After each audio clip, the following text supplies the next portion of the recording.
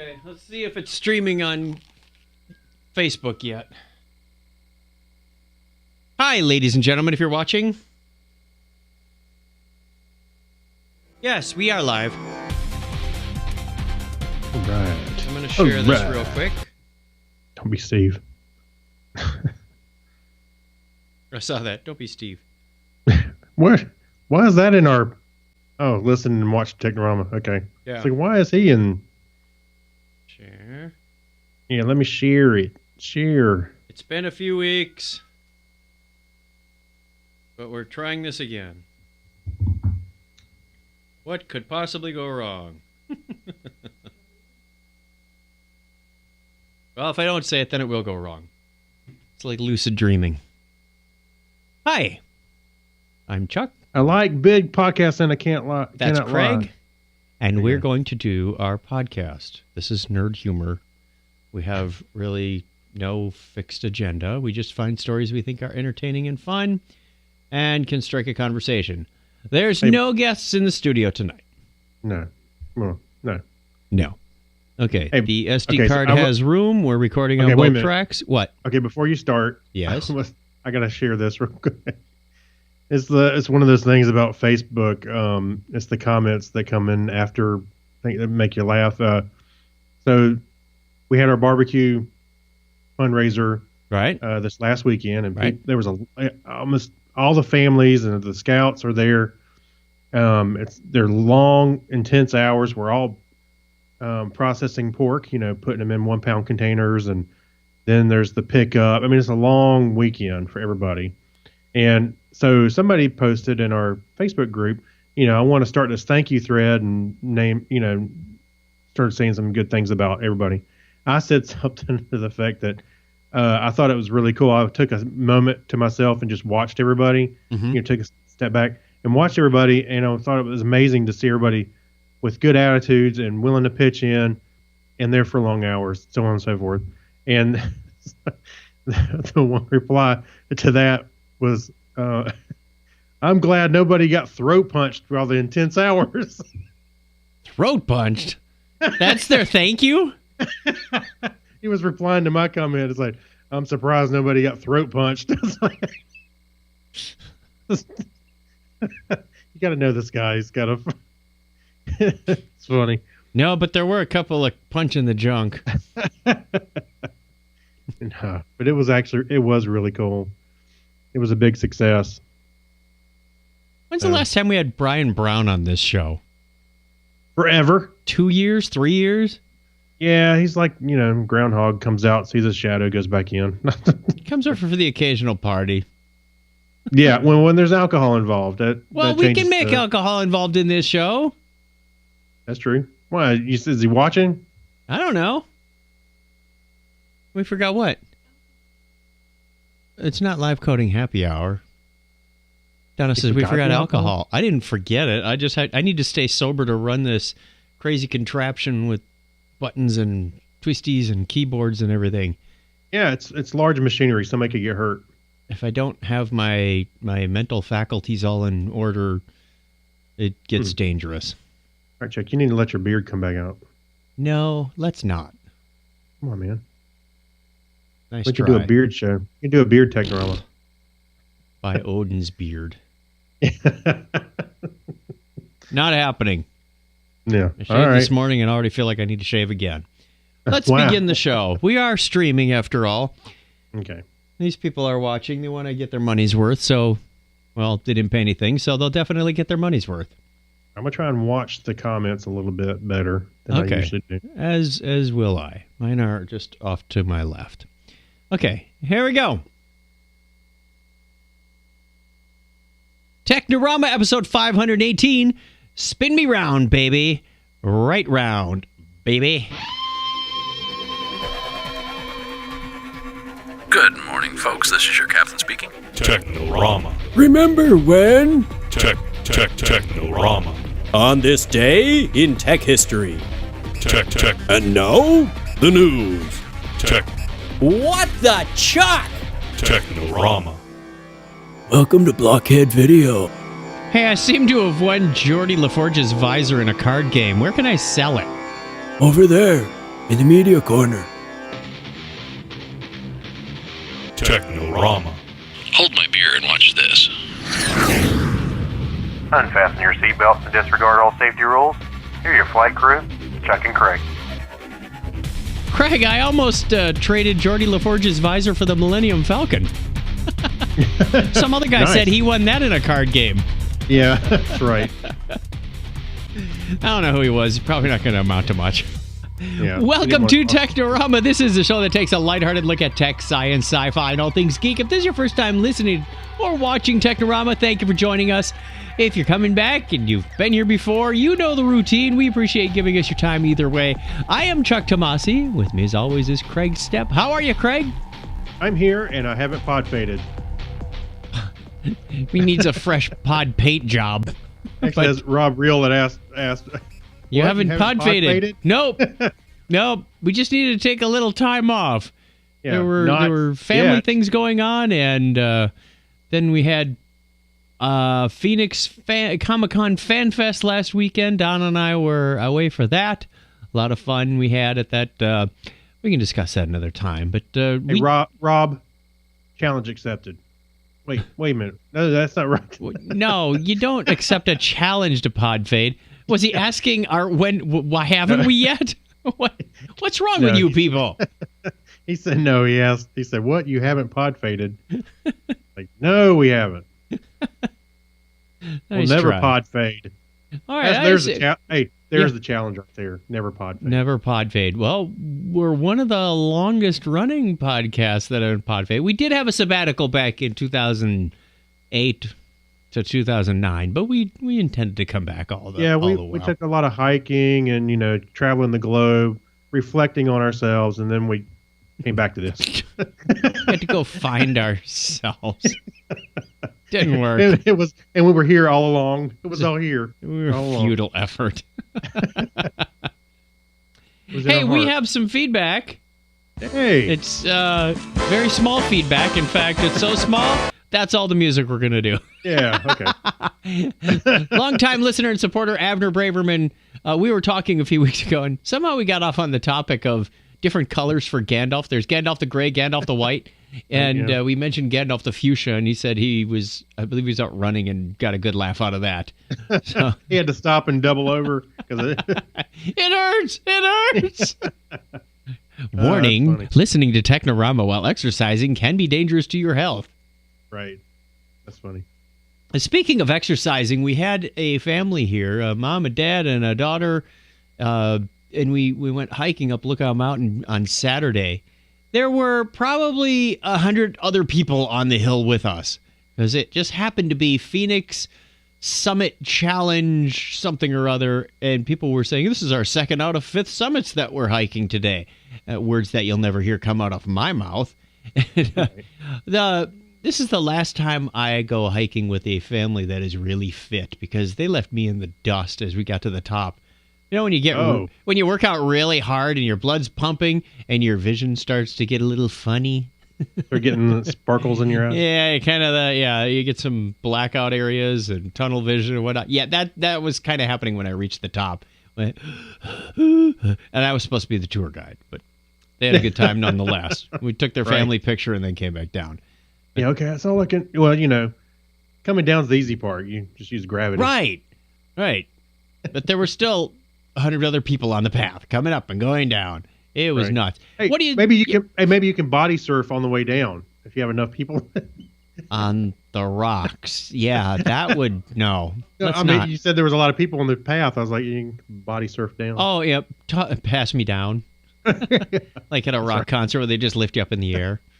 Yeah, just lay back. No, not gonna happen. My luck, I'd do that and they would drop me. Let's do the history thing. Okay, let's do that. On this day in history for November 22nd, 2016, this is the 326th day of the year in the Gregorian calendar.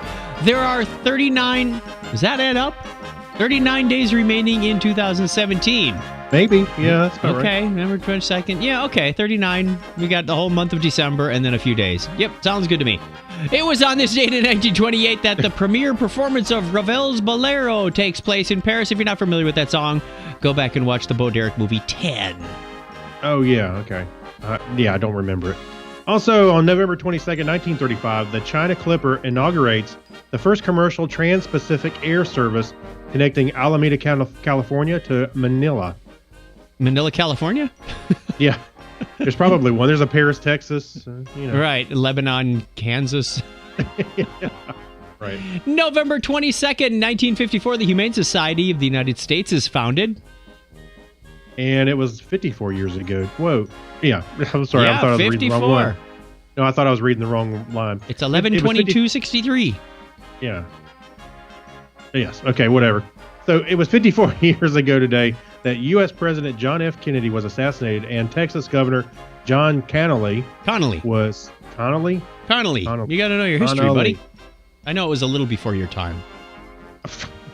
Just a little. Is seriously wounded by Lee Harvey Oswald. It was also today in 1968 that the Beatles released The Beatles, known popularly as the White Album. Yeah. And 40 years ago today, British Airways inaugurates a regular London to New York City supersonic Concorde service. And we commemorate that in the beginning of the show when they say, hold my beer, watch this. It goes, That's the Concorde. Right. Also on November 22nd, 1987, 2 Chicago television stations are hijacked by an unknown pirate dressed as Max Headroom. And it was 29... I'm sorry, I love Max Headroom. And it was 29 years ago today in Palmdale, California, the first prototype B-2 Spirit stealth bomber was relieved. Relieved? Why, Ben's now. voice is screaming in my head right now. You can go now. Revealed. 22 years ago today, Toy Story. Now this makes you feel old. Toy Story is released as the first feature-length film created completely using computer-generated imagery. Amazing. Happy birthday goes out on this date to English ornithologist and ichthyologist. That means birds and fish. Francis Willoughby, born on this date in 1635. Rene Robert Cavalier. Close enough. Cavalier. Sieur de La Salle, French-American explorer, was born on the same date in 1643. I love it when that happens. That's Technorama for you. English businessman, founder of the Thomas Cook Group. Thomas Cook was born on... Well, imagine, he was named after this group. Was born 209 years ago today. Okay.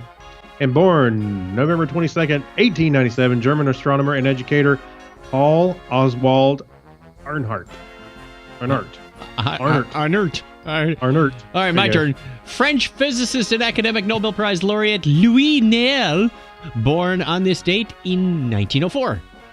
And Michael Mill. Mikhail. Mikhail. What'd I say? Mikhail. Oh. Like Mikhail Gorbachev? Yeah, Mikhail. Anyway, the Russian engineer. There you go. I'll just leave it there. No, he founded the Mill Moscow helicopter plant and was born. You're messing me up. Quit looking at me. A holophoner. Holophoner plant. Helicopter plant was born 108 years ago today. So you're messing up by staring at me. American colonel, pilot, and astronaut. I've never seen this name before. Guion Bluford is 75 today. An American computer scientist, engineer, and academic, Elaine Wuker? I don't know. Born on this date in 1945. Also turning 67 today is American singer, songwriter, guitarist, producer, and actor Stephen Van Zandt. Yes. American actress Jamie Lee Curtis was born on this date in 1958. Carrie Fisher's sister. Did you know that? Who, what? What'd you say? Jamie Lee Curtis and Carrie Fisher.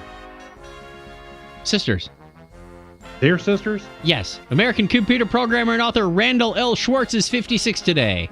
If I'm wrong, we're going to get more listener feedback. How about that? Yeah. She's also related to Harrison Ford. So, throw that out there. American computer programmer and author Randall L. Schwartz is 56. Also born on the same date in 1961, American actress Mariel Hemingway.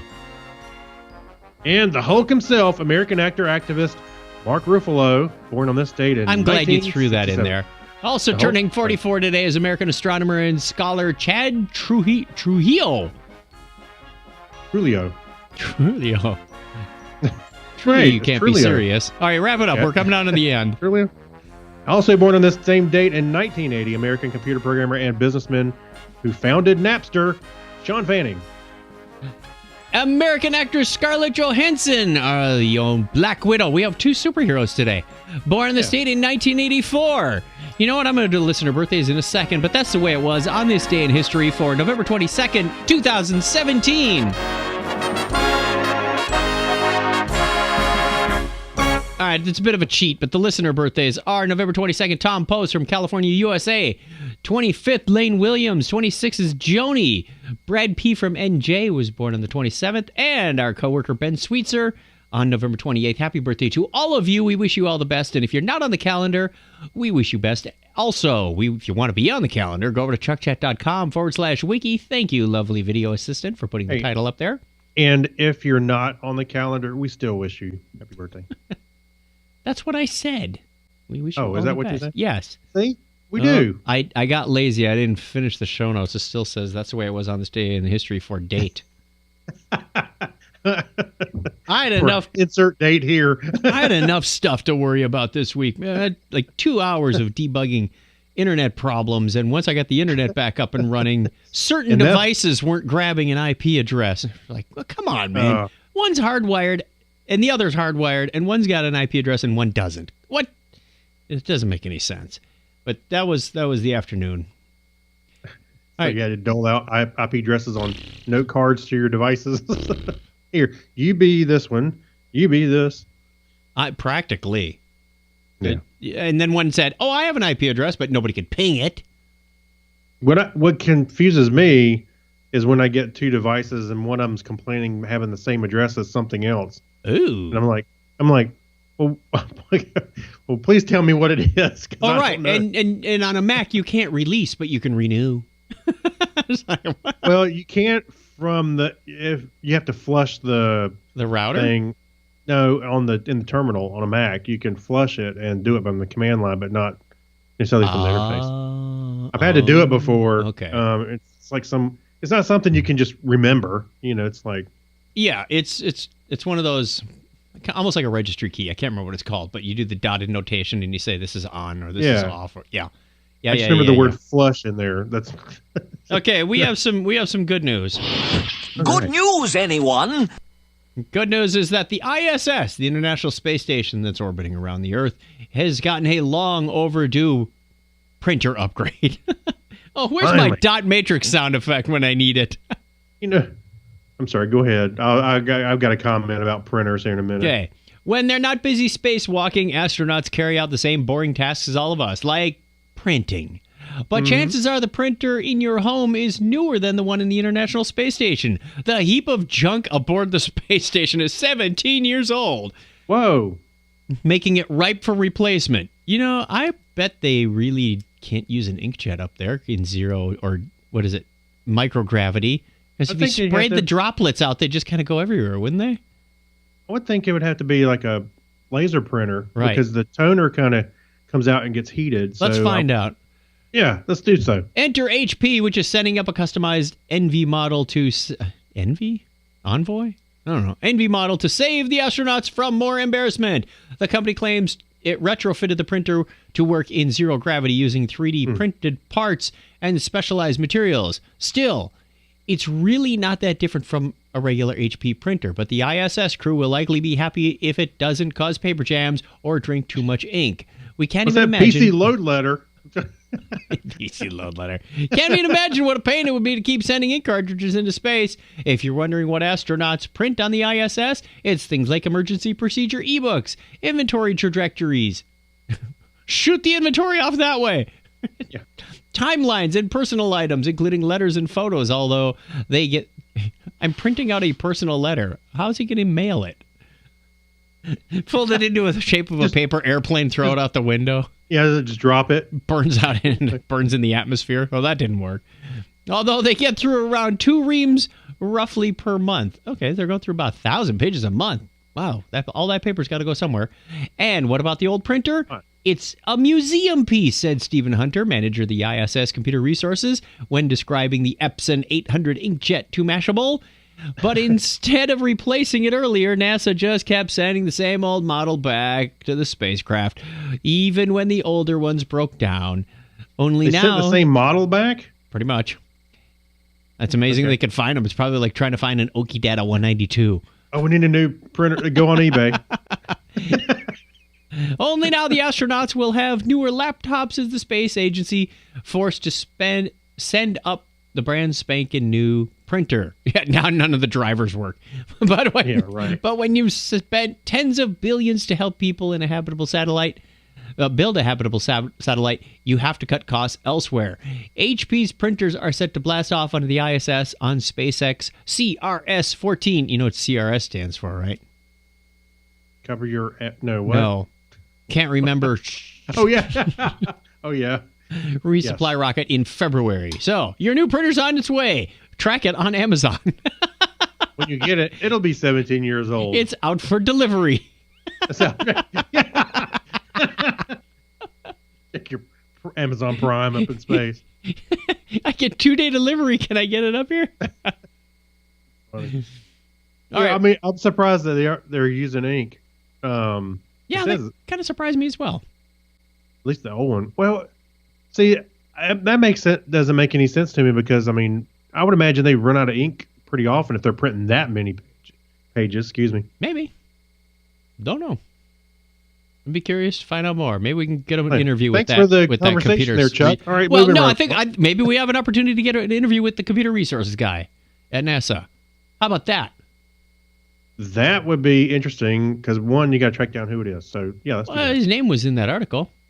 Was it? Oh yeah. I wasn't paying attention. We can't pronounce it if it's his birthday.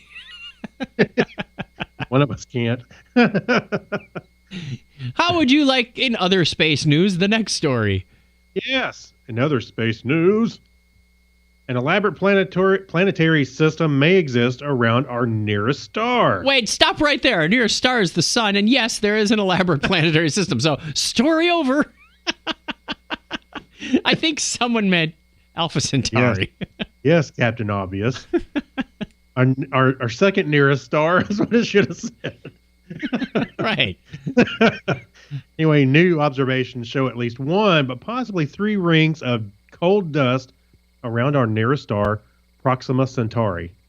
And it could indicate that the presence of more planets according to new research. Be incredible and hopeful if astronomers could just look at the sky with infinite resolution telescopes and see precisely what's going on, but they can't, even for the closest stars. Instead, they have to take observations from lots of different instruments and lots of different wavelengths and light and piece them together into an entire picture. This one looks like an elephant. Yeah, this looks like a cloud. No. Sorry, cloud speak. Anyway, so after new observations of Proxima Centauri with the Atacama Large Millimeter Submillimeter Array Radio Telescope in Chile, there are hints that the story is much richer than last year's already incredible Proxima announcement of a nearby exoplanet in the habitable zone. So the cold dust is telling us that there could be a planetary system within asteroid belts. Gilliam Anglada from one of the paper's authors from Queen Mary University of London told Gizmodo there's very rich history and lots of things to discover.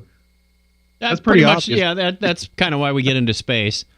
I'll put that on a T-shirt. There's very rich history and lots of things to discover. So ALMA, the telescope used to make the discovery, is probably the best telescope of its kind right now that observes far infrared and high-frequency microwave light. This comparatively short observation revealed what appears to be a disk of cold debris around the star. This could mean the presence of other planets that stop more planets from forming. They're jealous. The way Jupiter prevents our solar system asteroid belt from coalescing into a planet. Very interesting. It goes on and on talking about what you see. But yeah, that's kind of neat. You look at the radio waves that they have on the graph there. It is kind of neat, and it just goes to show that even though it's as close as 4 light years away, we still can't see it with any degree of resolution visually, but we still have lots to explore about something that is relatively close to us. I wonder if they can't, just like point the Hubble there. But the reason the Hubble probably can't get that much, it has to stay in that one spot and gather a bunch of light. So I imagine that's what it does. That's how, they got the deep field. What I'm saying is, so when they shine it on like the deep field stuff, and they get the picture, like the famous picture of the 1,000 galaxies in one thing. The amount of light they have to wait on. I imagine even a star close to us, it would kind of get overblown or something. I don't even know. Can you even point the Hubble there? I don't know what would keep you from at least seeing something. Let's ask Astronomy Cast and find out. Let's look up their name and call them too. Let's follow up on all the articles tonight. we have questions about news we're supposed to be covering. That's good journalism right there. Actually, I thought it was very interesting when years ago when I first read about how they were planning on finding planets, and it was by watching the wobble of the star over time as the planets would rotate around the whatever star. Which is crazy when you think about how big the sun is in relation to the planets, but yet the planets, even Jupiter, far, far away, can tug our star out of, it's not just this locked in space anchor that the others orbit around, because it's pretty wild. And what really blows my mind about the whole thing is that how far away it is and how long you would have to look at it to be able to detect that wobble. And it's, from here, it'd have to be like tiny. I don't know. And what are you comparing that wobble to? Because there could be, somebody playing music in the apartment upstairs that makes your instrument wobble. Watch me finally get to look at one of these stars, and it's just an oblong star. There's no planets. It's just oblong. It just can't orbit very well. It's got issues. Right. Nobody taught it how to rotate. Right. All right, we have a Hacks and Strange Stories somewhere in here. Where is it? Right there. Hacks and Strange Stories. Now this one looked interesting because of you. Just because it said Arizona, right? Yeah, why not? Yeah, sure. Well, actually, I thought it was funny. It said Snowflake, Arizona. Right. There's there's a headline grabber. Chance in hell kind of thing. There is snow in Arizona, Craig. Have you been to the Grand Canyon in the winter? No. It's a witch's kneecap. Okay, gotcha. A tiny off-grid community in Snowflake, Arizona has become a refuge for people suffering from multiple chemical sensitivity, or MCS, often referred to as environmental illness, EI. The condition is a chronic disorder in which exposure to everyday chemicals and technology causes symptoms of varying intensity. Some of the symptoms of MCS are merely annoying and range from muscle pain to general fatigue. Others are reportedly crippling, such as intense nausea, migraines, sudden panic, and even vertigo. Sufferers claim that their symptoms coincide with exposure to chemicals and technologies around them, such as fragrances, synthetic fabrics, pesticides, and even Wi-Fi. Most doctors hesitate... Oh, I thought you were making a hand gesture there, Craig. Yeah, cut it. No, never mind. Most doctors hesitate to legitimize the condition, citing lack of scientific evidence, calling it a psychosocial condition with acute physical symptoms. Wow, I sound like a doctor. You sound pretty good. For this reason, sufferers who typically are self-diagnosed often have difficulty finding medical help for the disease and having to resort to alternate treatments. There is a video in here that I did watch. It's about 10 minutes long. And if you've watched Better Call Saul, Saul's brother Chuck suffers from a similar thing. I'm not going to tell you any more about the storyline or how that progresses. But he has a sensitivity to electricity and electronic items, so when somebody comes in his house, they have to leave their cell phone and key fob in the mailbox, and then they touch a grounding pole before they come in the house, and he's got space blankets all over the place. It's pretty great. So in 1988, one MCS sufferer took his health into his own hands and moved to the tiny desert town of Snowflake, Arizona. Bruce McCreary, a former electrical engineer, left his home in Mesa after being nearly disabled from exposure to chemicals in an aircraft factory where he worked since the early... I can't read, it's behind the camera. And it keeps moving. They've got a significant delay on this scrolling. But he went out there, and now other people are following him as well. And they interview some of these people as to what their issues are and how they're dealing with it. One lady's living out of the back of her truck until she builds a home. There are chemicals when you build a home too, but you're going to have to deal with that. So the town blocks, forbids a lot of this stuff? It's not the town. They're going somewhere very isolated. There's a very small town out in the middle of nowhere.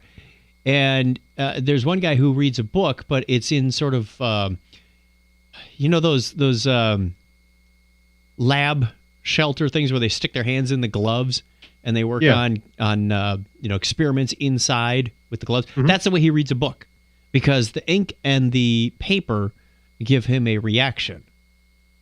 Okay. And then he doesn't have a computer, so he has a local print shop print out the web page as an email that people send him and say, hey, you might be interested in reading this. And then he just get a Kindle. It's electronic.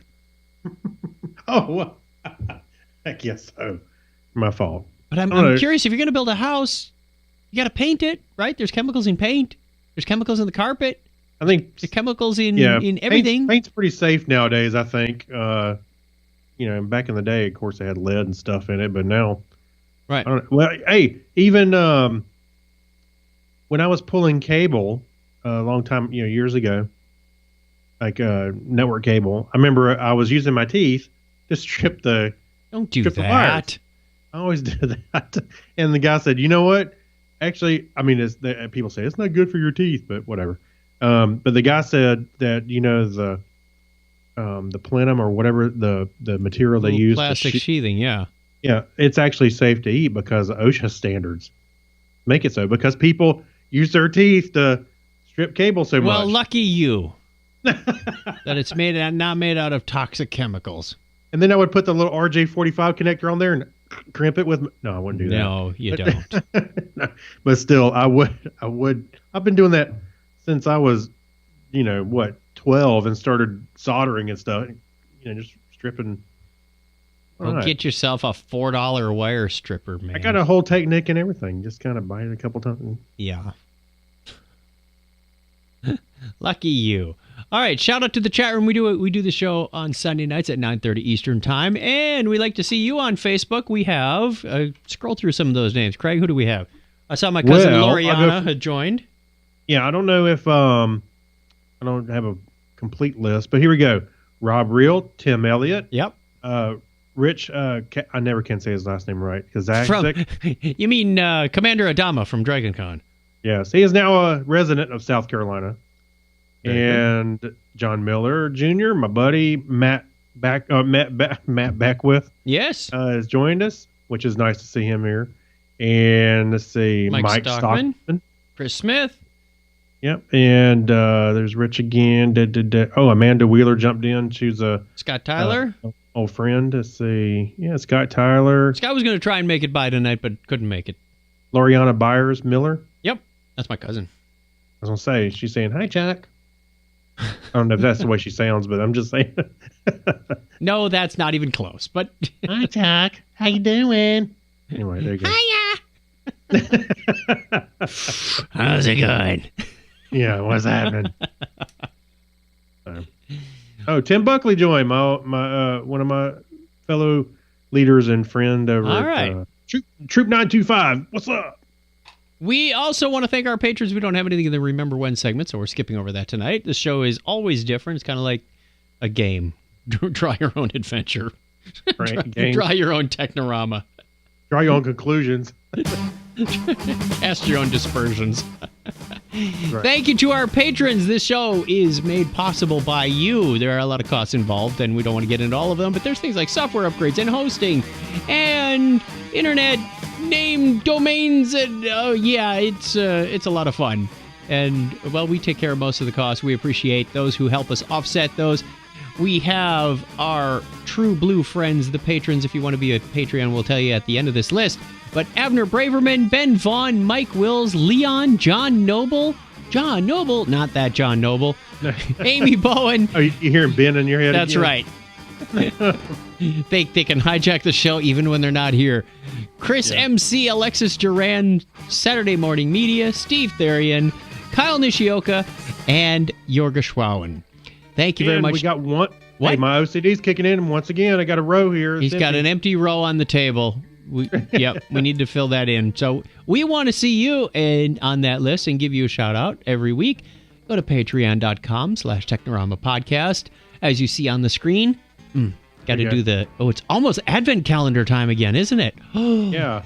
And speaking of Advent calendars, not only is Grant doing his Advent calendar again this year for like the umpteen millionth year, but we are doing the Dog Days of Advent, which is similar to the Dog Days of Podcasting, and it's even on the same site.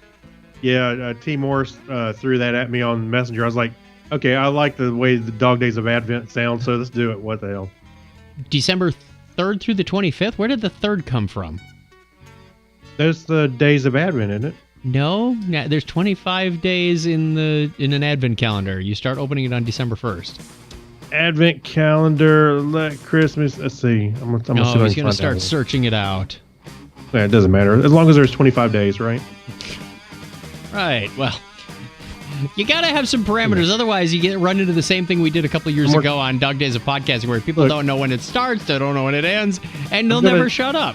All right, I'm going to define that tomorrow because I've right. had a long last 2 weeks, so I'm getting back at it. Yay! Okay, let us know because it's coming up quick. It's the end of you'll know this November week. already. This week. In the media corner. Where's my media corner? There it is. Welcome to Blockhead Video. Hey, where can I find some good information about music and TV and videos and things? Over here, in the media corner. Your turn. See, it says Advent 2017 starts on Sunday, December 3rd, ends on Sunday, December 24th. The season of Advent, yes, but an Advent calendar starts on the 1st. Okay. Didn't you watch Bad Santa? The little kid starts opening the chocolates on the 1st. That's true. Yes. Yes, I'm setting my holiday traditions by a Billy Bob Thornton movie.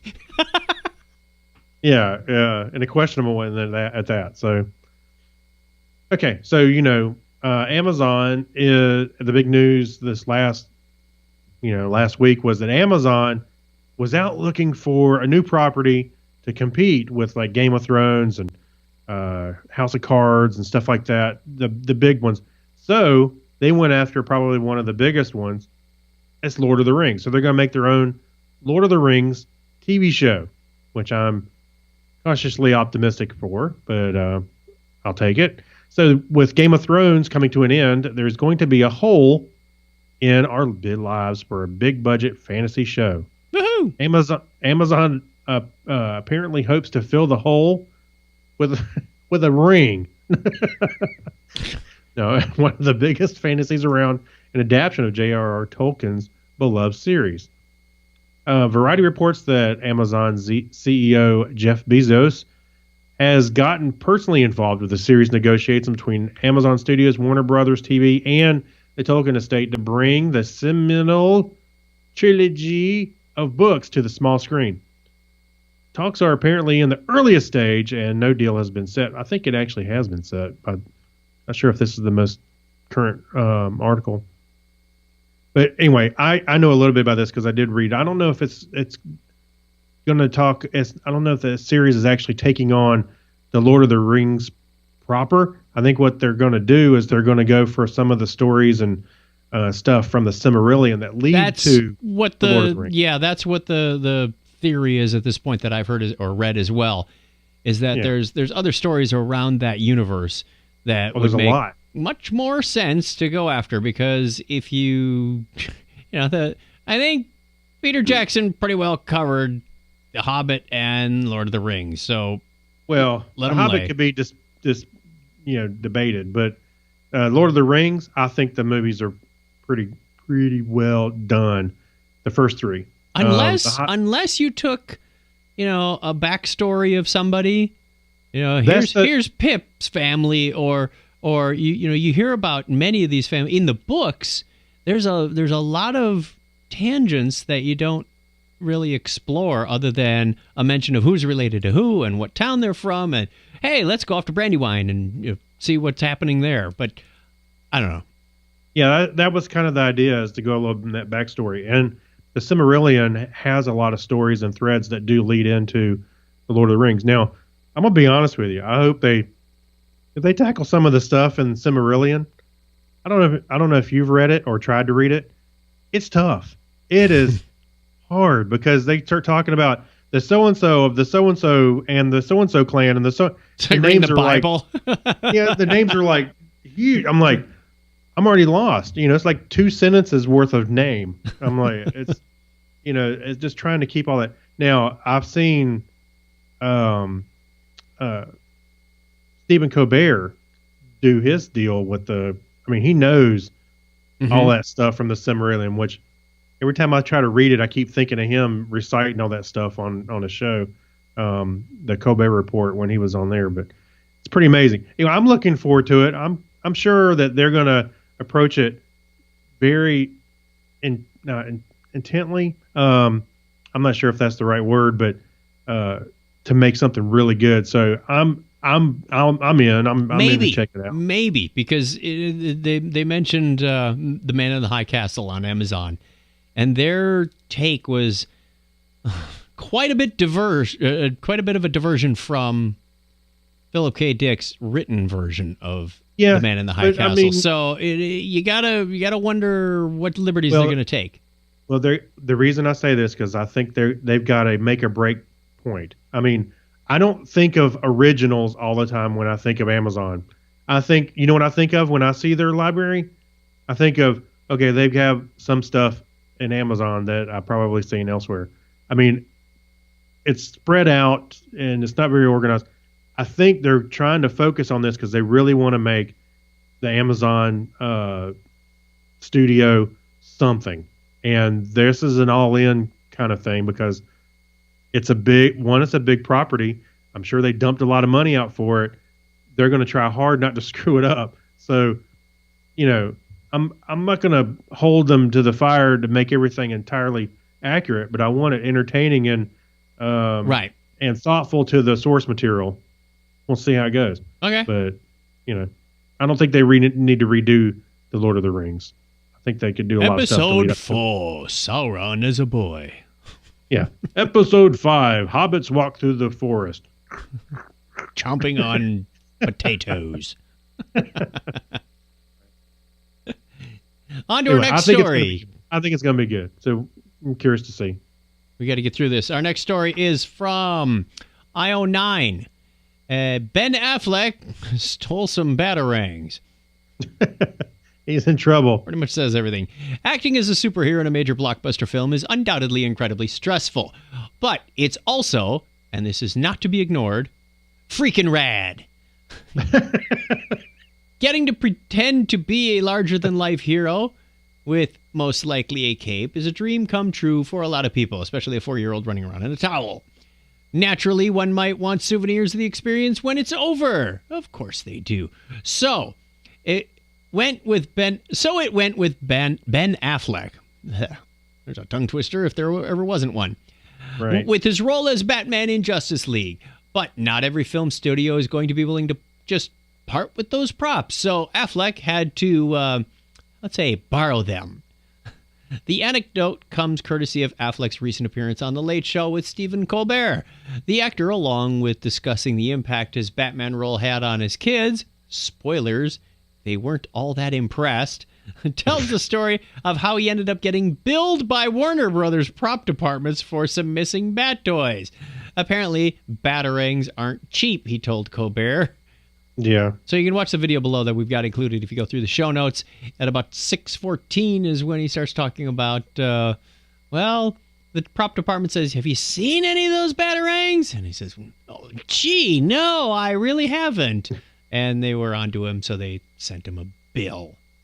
That's funny. They didn't say how much they actually cost, though. Sent him a bill. But I'll bet they go up in value. Yeah, he's going to put them on eBay. Maybe someday. Yeah. Have you seen Justice League yet? Haven't seen Justice League. Nope. Saw Ragnarok a couple of weeks ago. We're going to talk about that in our Patreon show. So, Right. special material for the patrons. If you want to be a patron, again, go over to Patreon.com/Technorama Podcast. I knew something wasn't right with that. Thank you, lovely video assistant, for putting that on the screen again. I'm going to try and go see it, Friday after Thanksgiving. Probably that's a good Thanksgiving movie. Yep. Mm-hmm. I was thinking the same thing. I was making you a know list what, of- There we go. I'm pulling for it, but I want see to a hear little- some reviews from some of my other nerdy friends.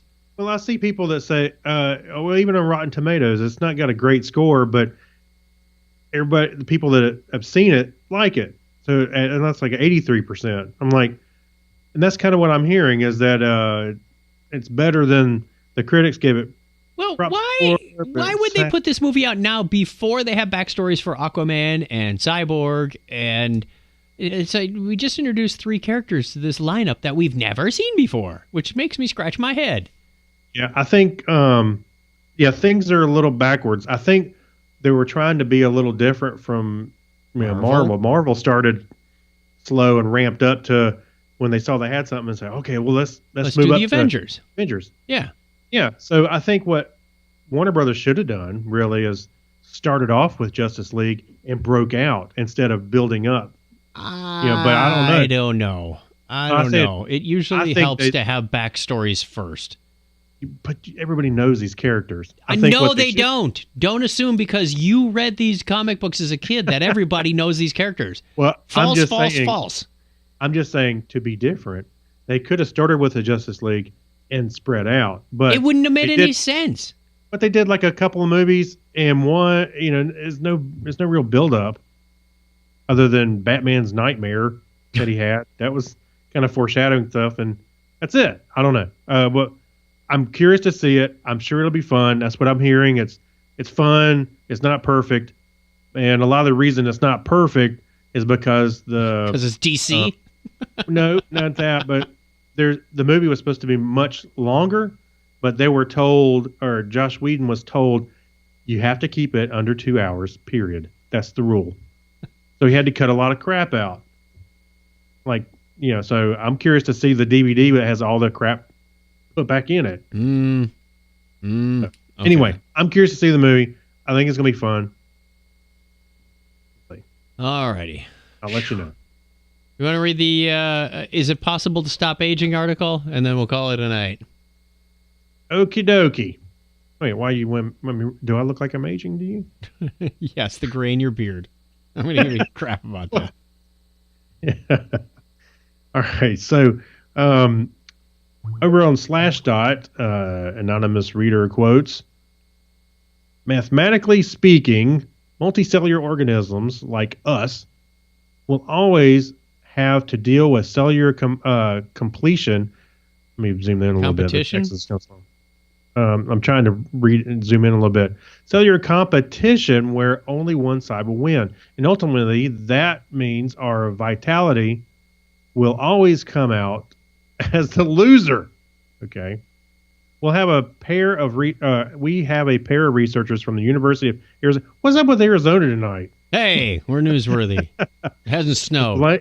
To blame for the depressing conclusion, who crunched the numbers on a hypothesis involving the weeding out of unfit cells and found it amounted to a catch-22 situation. Aging and all its biological changes that come with it is more or less the result of cells slowing down and losing their functions. But what if there was a way to encourage the more active cells to stick around at the expense of their sluggish siblings? Surely if we knocked off the old cells, we could keep making pigments and collagen and a little longer. Researchers have No, keep going. No.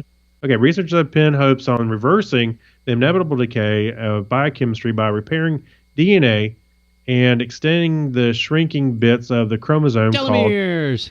called telomeres, for example. So while it is good in theory, there is a catch. Another feature of aging is the number of cells that start to populate like there's no tomorrow, reproducing in uncontrolled ways. that look too close to cancer for comfort, according to the researchers. And this means we're damned either way. And I don't think they have a mention of the sagging issue as you get older. So there's that.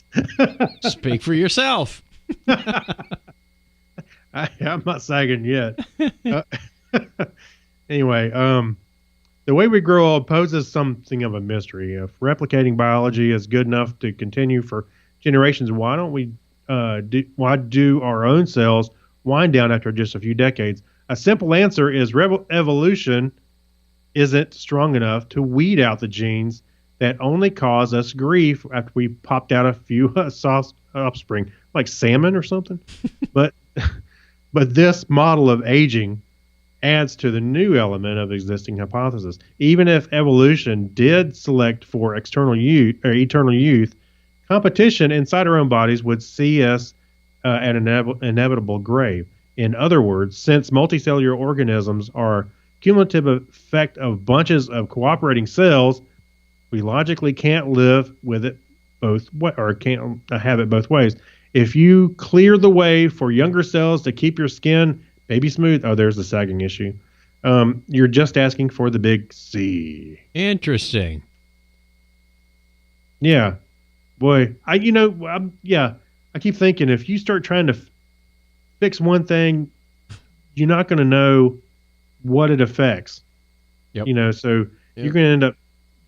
It's like trying to juggle a water balloon, or it's not quite going to work. And I don't know.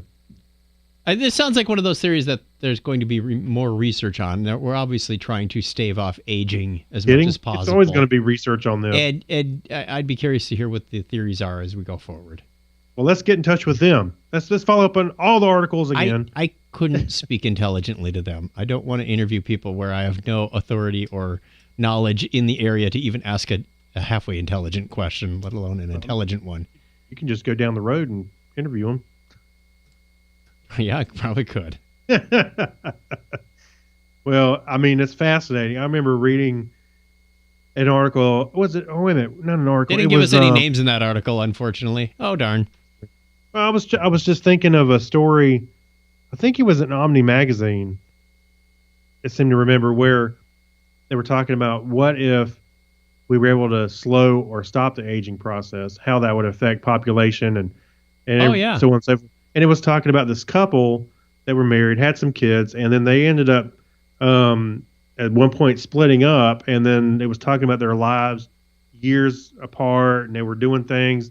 One, talking about interstellar travel and stuff. And then one was exploring their artistry. Anyway, they got back together at age 152, whatever. It's kind of neat to think about it. And they were talking about, in the article, they mentioned how the population would slow and we needed some time apart. Some time apart? You had 10 decades apart. Right. I need to find myself. I'm only 112. I'm going out for cigarettes. Wait a minute. Cigarettes were banned in the 90s. No. 2090s. All right, we come down to our question of the week. This week's question is, what is the stupidest piece of tech you've seen? And we got, I threw this out on Facebook this afternoon just to see what would happen. We got some great answers already, and we want to hear yours as well. Answer so far, Andy Helsby says Windows ME. Fortunately, I didn't have to use it that much. My good friend from Wisconsin. I used it for like a week. I used that for like a week, and I was never like, touched it. I'm back on Windows 98.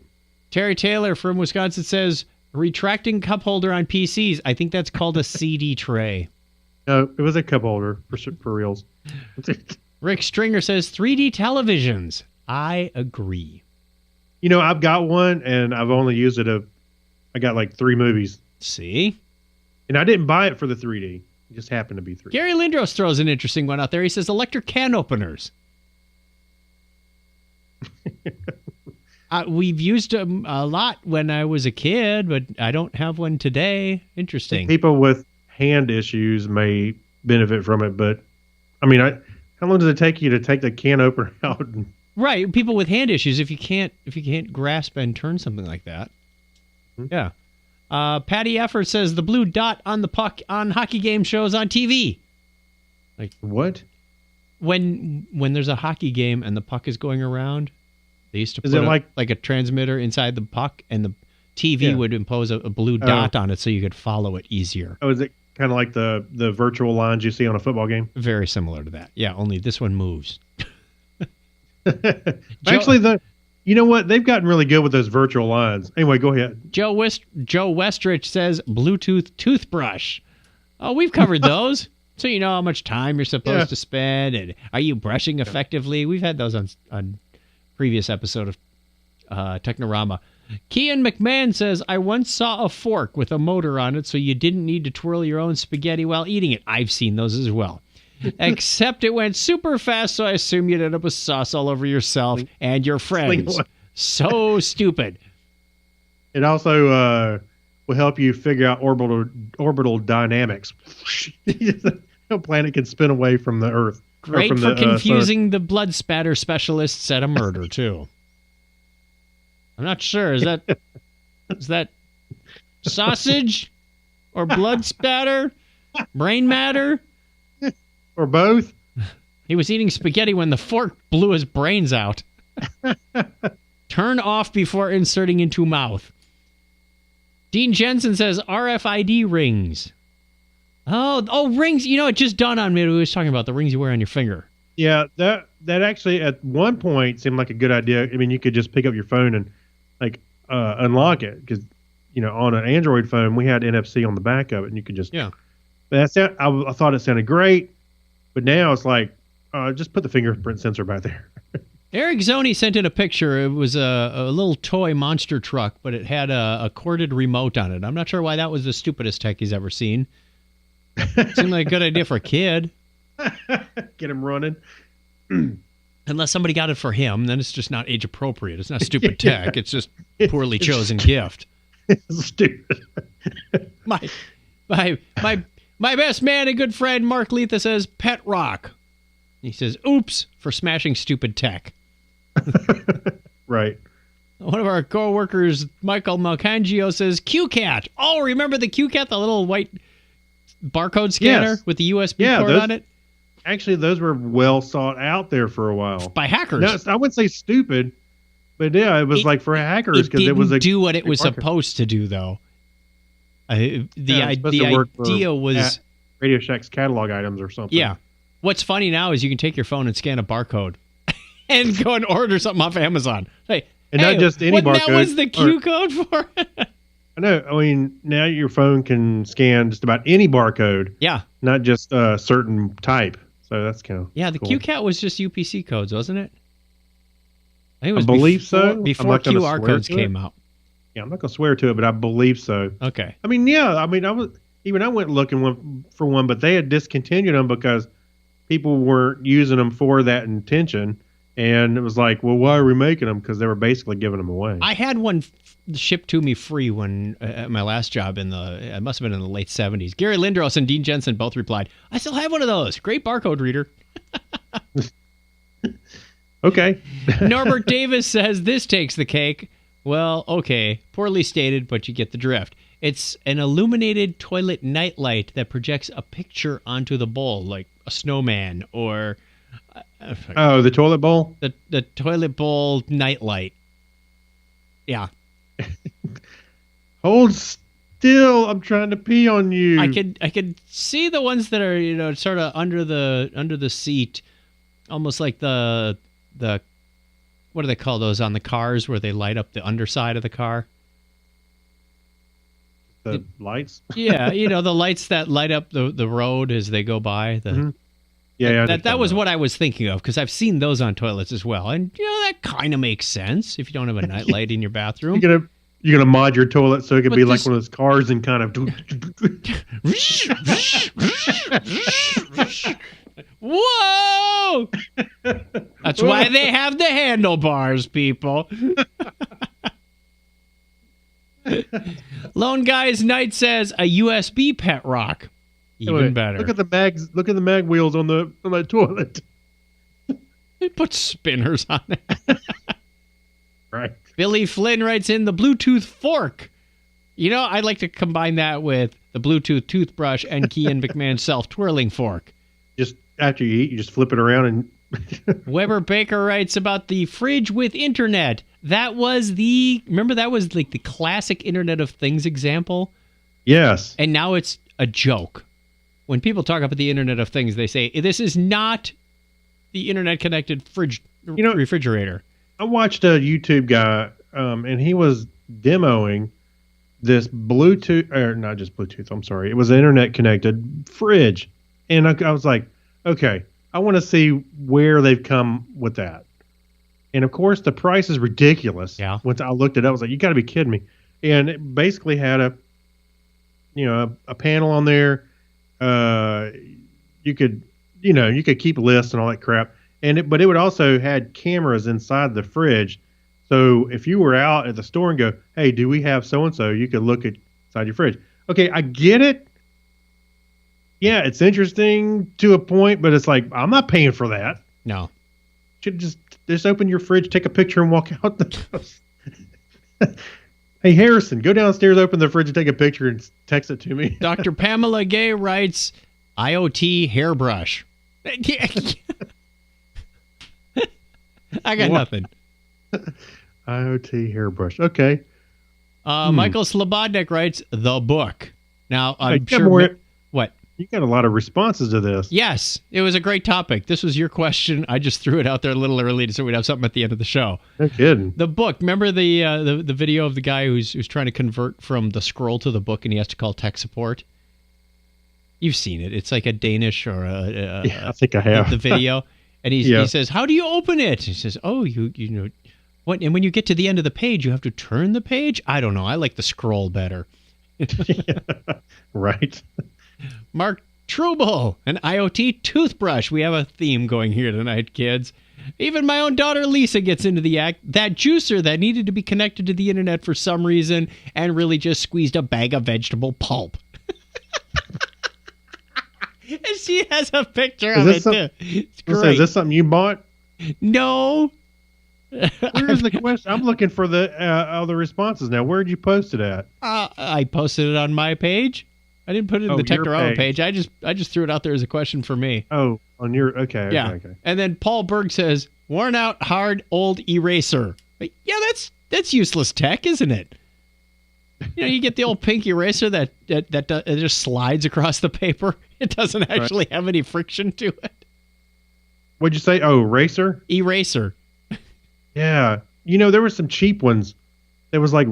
You had always had some good pencils with some good erasers, but there were some that would disintegrate when you try to use it, and then there were some that you could erase it, and it just kind of rubbed the lead across the paper. It wasn't so much an eraser, more of a smearer.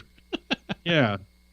Oh my gosh. All right, we had a lot of fun with that. If you want to get in touch with us and send in your comment about what is the most stupid piece of tech, send it to technorama@chuckchat.com or give us a call on the listener line. It's still out there. I checked today. We didn't have any messages since someone hung up in the end of October. Oh, hey, by the way, I do have a stupid piece of tech. Yes. I didn't purchase it, but I did see a Bluetooth-enabled fidget spinner. Now, from an IoT standpoint, that might make sense. Spin it. How fast can you go? How many times a day do you spin it? There might be some data to gather in there. It's probably an app, and you can compete with your friends. Call us on the listener line, 707-530-2428. We'd love to hear from you there as well. That brings us to the end of the show, Craig. Yeah. Woo! Right at the top of the hour. So we appreciate your support.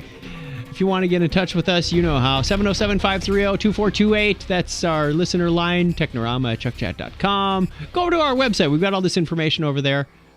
www.chuckchat.com/Technorama. We'd love to hear from you. Lots of other ways. They're all there. Patreon. Join. Get extra content. We're going to be talking about Thor Ragnarok in just a little bit, but you'll hear that on Monday for all of our wonderful listeners. It's a reverse thing. We do it on purpose this way. Any closing comments, Craig? John Miller says, "What if your food in the refrigerator was undressed?"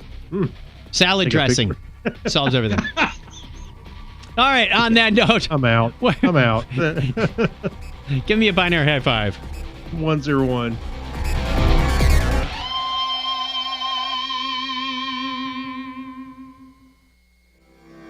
Well, that was a lot of fun, Yeah. Totally. considering how many technical issues we had before the show started. I also bought 5 more D20s. No, 5. Oh, yeah. Yeah, they were, and some of them were in the bucket of we can't sell them like this. Well, legally, you can't use them for anything official. I said What? that's okay Oh, really? because look, they're like halvesies. There's one that's half green, half black. Yeah, that's cool. These are seconds or mistakes. So I got a couple that are multicolored. There's another green and black one of a different shading variety. Ah, I dropped one. Hang on.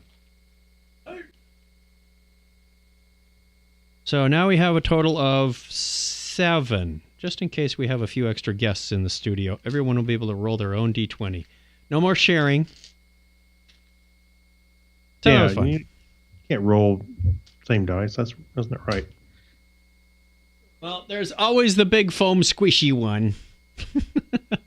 It doesn't stop rolling though. It just and the numbers are starting to fall off.